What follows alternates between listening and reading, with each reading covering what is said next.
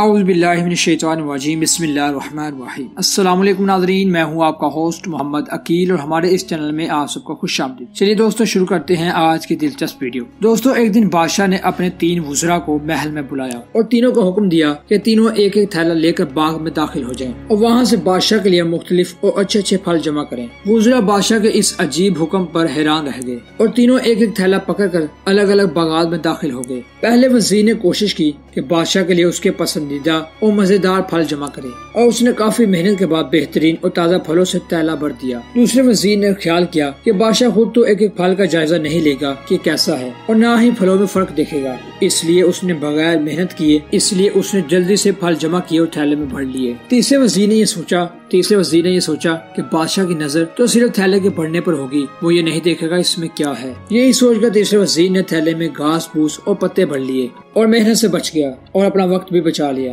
दूसरे दिन बादशाह ने तीनों वज़रात को अपने दरबार में बुलाया और तीनों थैलों समेत हाजिर हो गए। जब तीनों दरबार में हाजिर हुए तो बादशाह ने थैले खोलकर बिना देखे और हुक्म दिया कि तीनों को इनके थैले समेत एक कैद खाने में कैद कर दो। और अब इस दूर दराज जेल में तीनों के पास खाने पीने को कुछ भी नहीं था सिवाय उन थैलों के जो उन्होंने जमा किए थे। अब पहला वज़ीर जिसने अच्छे अच्छे फल और मीठे फल और लजीज फल बड़ी मेहनत से जमा किए थे, वो बड़े ही मजे से जिंदगी गुजारने लगा, यहाँ तक कि उसका 1 माह बआसानी गुजर गया। दूसरा वज़ीर जिसने बगैर देखे ताज़ा और खराब फलों को जमा किया था, उसके लिए बड़ी मुश्किल पेश आई। कुछ दिन तो उसने ताज़ा फल खा लिए, लेकिन फिर कच्चे और गले सड़े फल खाने लगे, जिससे वो बहुत सख्त बीमार हो गया और उसे बहुत ज्यादा तकलीफ उठानी पड़ी।